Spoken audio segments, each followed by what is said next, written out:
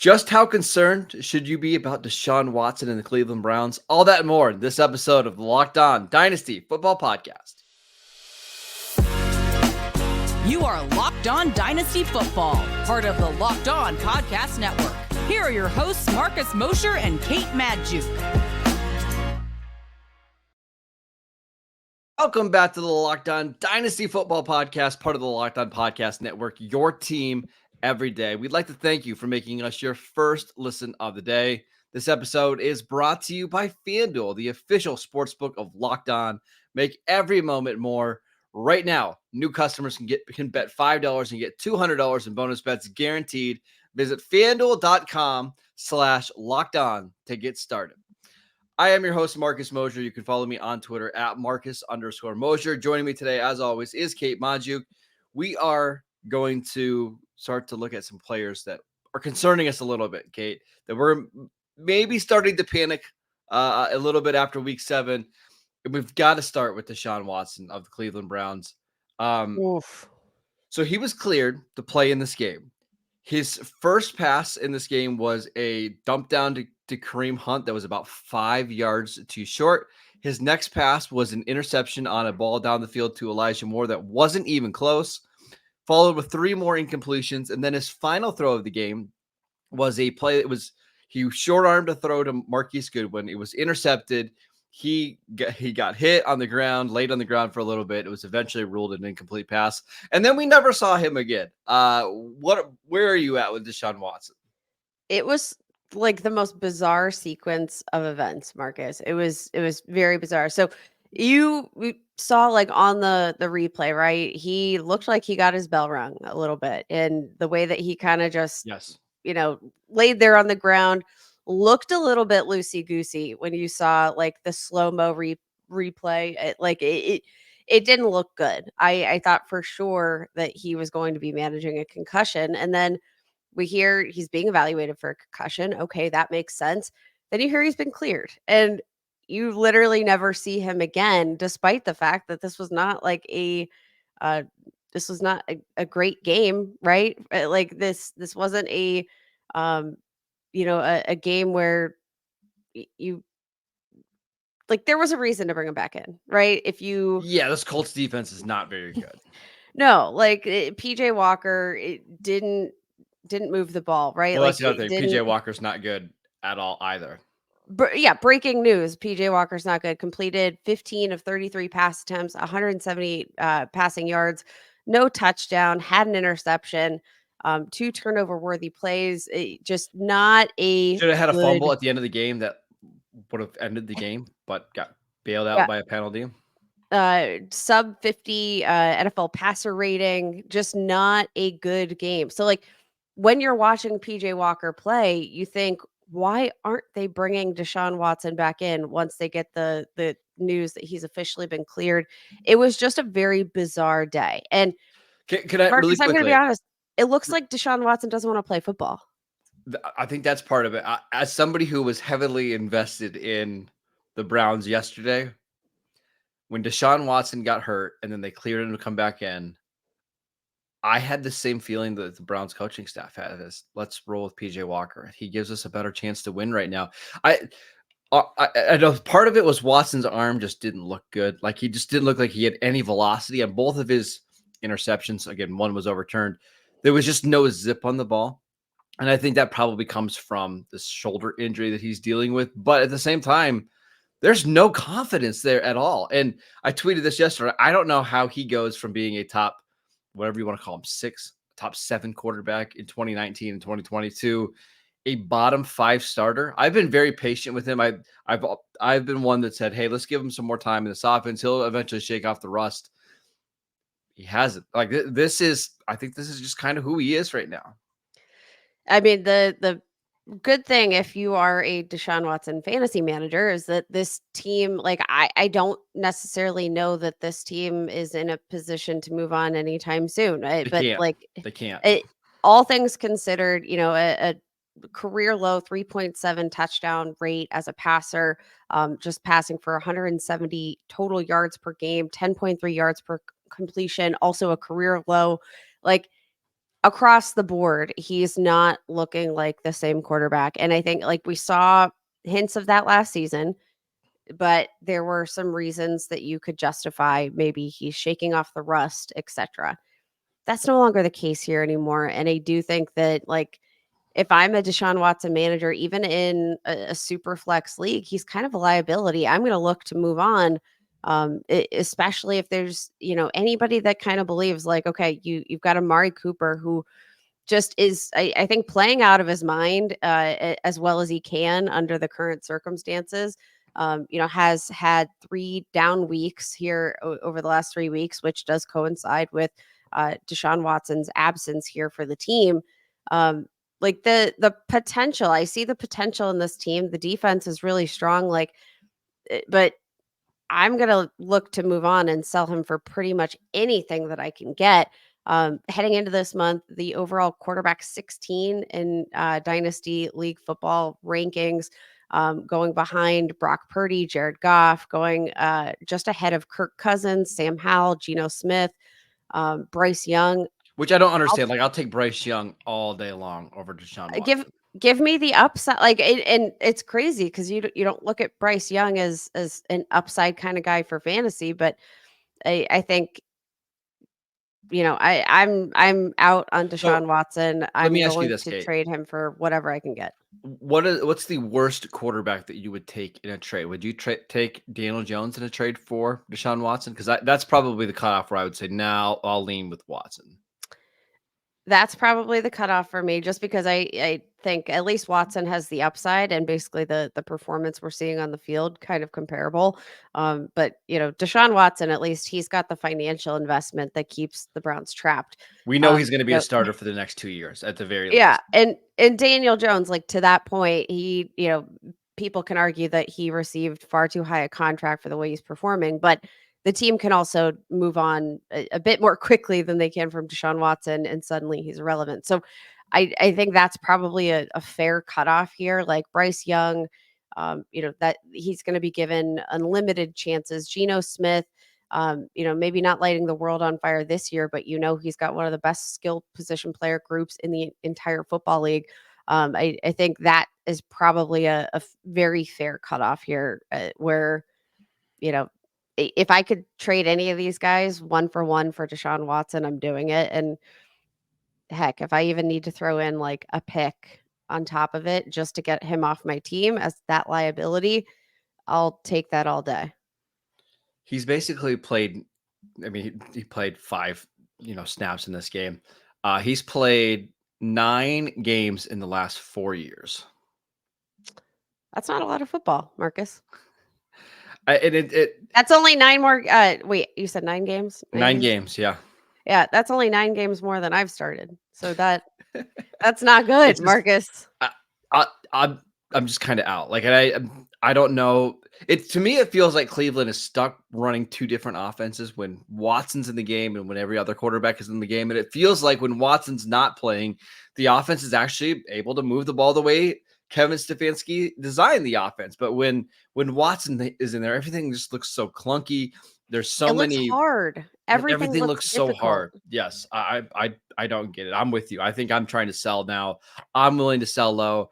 If I can get Bryce Young, sure. If I can get even Jordan Love, who we're going to talk about here in a little bit, I think I would do that. I just don't see a lot of fantasy value coming out of Watson anytime. So, okay, let's talk about that Green Bay offense, because there's a certain wide receiver for the Packers who continues to struggle.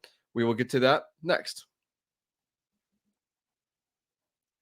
This episode is brought to you by eBay Motors. Our partners at eBay Motors have teamed up with Locked On Fantasy Football host Vinny Iyer to bring you some of the best fantasy picks each week, all season long.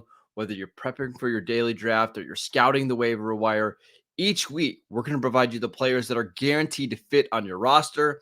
So let's see who Vinny has picked out for us in this week's eBay's guaranteed fantasy picks of the week. This week, it's our guy Garrett Wilson. Jets wide receiver Garrett Wilson will come off a bye and build on his momentum with an improved Zach Wilson to have a big game against the Giants in Week 8. Start spreading the news in this New York battle. The Giants secondary cannot cover him at all, and has already given up big games to Deebo Samuel, Tyreek Hill, and Stephon Diggs. Garrett Wilson is a great talent, and the Jets are now back to using him as a dominant number one receiver. Look for him to keep coming through with his best all-around game yet in fantasy this season. Vinny Iyer from Locked On Fantasy Football is going to help you win your fantasy championship. And eBay Motors knows that a championship team is about each player being a perfect fit. The same is true for your vehicle. With over 122 million parts for your number one ride or die, you can make sure that your ride stays running smoothly. Brake kits, LED headlights, roof racks, bumpers, whatever your baby needs, eBay Motors has it. And with eBay Guaranteed Fit, it's guaranteed to fit your ride the first time, every time, or your money back. Plus, at these prices, you're burning rubber, not cash. Keep your ride or dive alive at ebaymotors.com. eBay Guaranteed Fit only available to U.S. customers. Eligible items only. Exclusions apply.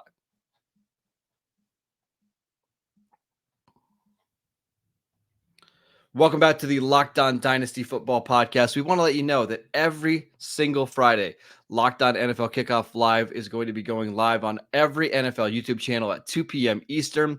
Hosts Janitra Batiste, Jarvis Davis, and Kyle Krabs will break down every game on the NFL slate to get you ready for your team's matchup, your fantasy lineups, your betting angles, and more. Plus, get the in-depth local analysis from our stable of NFL hosts across the country who know these teams better than anyone else. Find Locked On NFL Kickoff Live every Friday at 2 p.m. Eastern on any Locked On NFL YouTube channel. All right, Kate, let's talk about the Green Bay Packers offense because Christian Watson has just not gotten anything going. How concerned are you about Watson going forward? I think honestly, the concern for Christian Watson kind of extends to the entirety of this Green Bay Packers offense, right? Like some of the struggles we've seen from Christian Watson, I think are largely attributed to the lack of health, right? Like that has been a ginormous issue. But again, availability kind of critical to, fantasy production. You need to be on the field. You need to be running routes if you are planning to contribute and score fantasy points. It's very simple. Shout out to Scott Barrett. Had some really great stats here because there was some discourse here about Christian Watson. He's played over 17 career games, just more than 5 receptions once, and hasn't had more than 8 targets in a single game. That came from Guru Fantasy World. And Scott Barrett replied with the most insane stats of all. Christian Watson averaging 0.65 PPR points per route run since last season.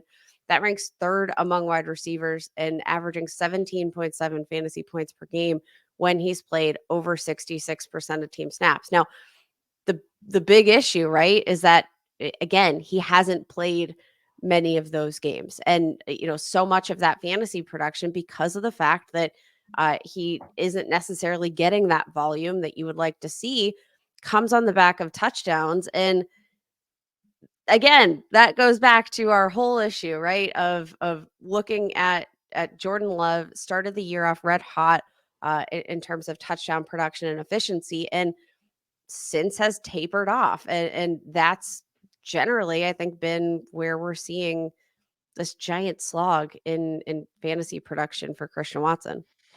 Yeah, and I don't think it's going to get better anytime soon. The schedule gets a lot harder for Green Bay. They play some better defenses coming up. You're just hoping that in some ways this feels like a lost season for Christian Watson, right? You got the changing quarterback. He got hurt early in the year, missed the first month of the season. Now he's re-aggravated his hamstring, but we know the potential. I just wonder, like, the consistency, like how can you rely on him week to week when he's just not getting that many targets, and he's not somebody who is going to, even on an off day, get you 5 for 55 or anything like that. I don't know. And Kate, you mentioned Jordan Love. I mean, completing 57% of his passes this year. Averaging like under 7 yards per attempt, 10 total touchdowns to the first 6 games of the season. It's just this offense just feels Great. very blah. It is really blah. I think that's very a fair assessment here. Christian Watson just averaging 5 targets per game. And when you look at the rate at which Jordan Love is completing those passes, that 57% completion rate, that puts you right around like 2 to 3 receptions per game if we're just averaging out these stats, which is right where he's finished.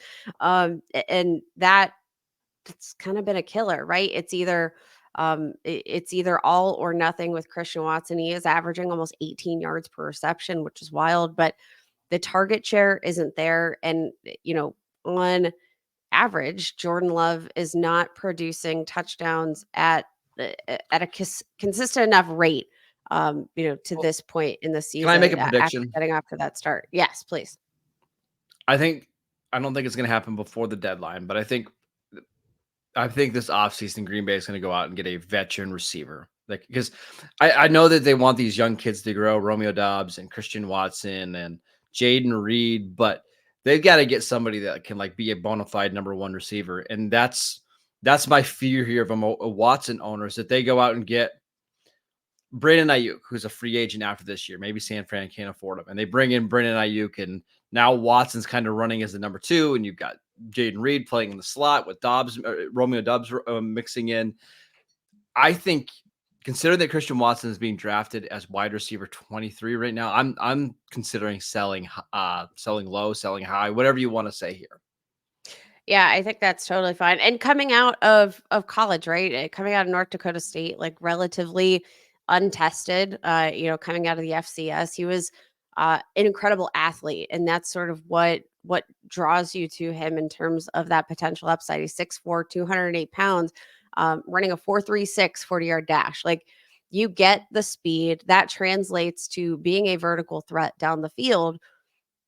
Doesn't necessarily translate to consistency for fantasy football. And, in terms of, varying his game, varying his route tree, and really sort of developing that role as an alpha, we haven't seen that to this point. He is No. he is a deep threat, and that's great. That does do something to open up an offense, right? That does do something to change the way a defense has to cover you as an offense. If you have a guy like Christian Watson who can just blaze down the field, but it doesn't mean that we're going to get a lot out of him on a week to week basis. If you're going to be starting Christian Watson moving forward, I think you have to either project a solid wide receiver 1 performance, or you're probably going to get, wide receiver 60 to 80 based Yeah, on this no volume thanks. share. And Let's that's a big yeah, gap. let's run through some receivers being drafted below him right now and whether you would trade Watson for him or not. Calvin Ridley, wide receiver 24. Oof. I'll probably keep I would rather Watson at keep that Watson. point. Michael Pittman, wide receiver 25. I'll take Pittman. I'll take Watson there, I think. Keenan Allen, wide receiver 26. If I'm in a win now mode, Keenan Allen all day. Yeah. DJ Moore, wide receiver 27. I'll take DJ Moore DJ all Moore. day long. Yeah. Yep. Nico Collins. Nico Collins, honestly. George Pickens. George Pickens. Chris Godwin. Terry McLaurin. Christian Kirk. Marvin Mims. Okay. You might have That's gotten me there. But here's the thing. I liked Marvin Mims much more as a draft prospect. I would have taken if they were in the same class. I think Marvin Mims would have been the better pick there, a little bit more refined, also has that blazing speed, has that deep threat potential.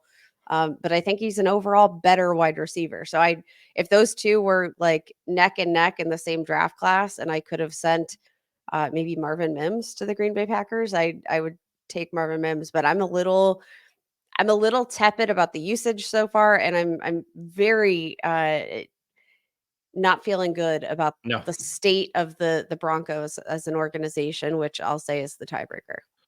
I mean, I'm not feeling great about Green Bay. Green Bay just lost to Denver, so fair. That's fair. That's fair.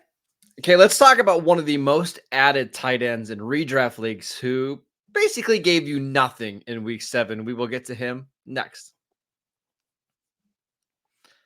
This episode is brought to you by FanDuel. Snap into action this NFL season with FanDuel, America's #1 sportsbook. right now. New customers can get $200 in bonus bets guaranteed when you place a $5 bet. That is $200 in bonus bets, win or lose. If you've been thinking about joining FanDuel, there is no better time to get in on the action. The app is so easy to use. There's a wide range of betting options, including spreads, player props, over-unders, and so much more. I love betting on futures, whether it's which teams will make the playoffs, who's going to win the Defensive Player of the Year award, which is a really, really tight battle right now. Visit FanDuel.com/lockedon and kick off the NFL season with FanDuel, the official partner of the NFL. All right, Kate, the last player that we want to talk about here in our Panic Meter Monday is Michael Mayer, who had a big performance last week. This week, 4 targets, 2 catches for 13 yards, basically invisible for most of the game. And quite frankly, I'm not surprised at all. Yeah, this might be a little bit of a rocky roller coaster. And to be fair, like dynasty managers, maybe you started him in week 7. I actually had to start him in a couple of leagues. Was hopeful that maybe we'd see that performance continue. In week 6, had a 90.2 PFF receiving grade. That was the second best among all tight ends. In weeks 5 and 6, Mayer had 9 targets, caught 7 of them for 114 receiving yards. Like, you love to see that. You love to see the production, but yeah, again, followed it up with a huge stinker against the Chicago Bears, who are les poux. So I'm here to say that I'm kind of excited about Michael Mayer as a potential buy low candidate, because again, while we have Sam Laporta absolutely lighting the league on fire, is one of the most productive tight ends in all of fantasy, let alone among rookie tight ends. You have Luke Musgrave, who's been heavily involved as a receiver, even if it, again, hasn't necessarily translated to fantasy production. Michael Mayer, the usage, he's started each of the last 5 games now, played 50% of offensive snaps in each of the last 4. We're seeing increased involvement as a route runner. I think on paper, things are overall trending up for Michael Mayer in a way that I'm kind of intrigued by. And again, he's just not really being talked about. I'm very curious, Mr. Managing Editor of the Raiders Wire, tell me what you think about Michael Mayer. Am I on point to think that this might be an interesting opportunity to maybe buy low? Because he's right now being drafted on average as the tight end 17 behind guys like Chigakonkwo, Which is ridiculous. yeah, ridiculous. I think that's a great way to put it. Can we buy low? Should we buy low? You should buy low, but with the intent of not playing him this year. There's just going to be no week-to-week consistency. The reason why you're buying low on him, first of all, he's a really young tight end. He's 21 years old. We typically know that these young tight ends take a while to get up to speed, but you're buying low because I don't think Davante Adams is on this team next year. I think the Raiders move him this offseason, and that's just going to open up a bunch of targets. Like we saw in this game, Davante Adams got 12 targets. Jacoby Myers got 3 targets.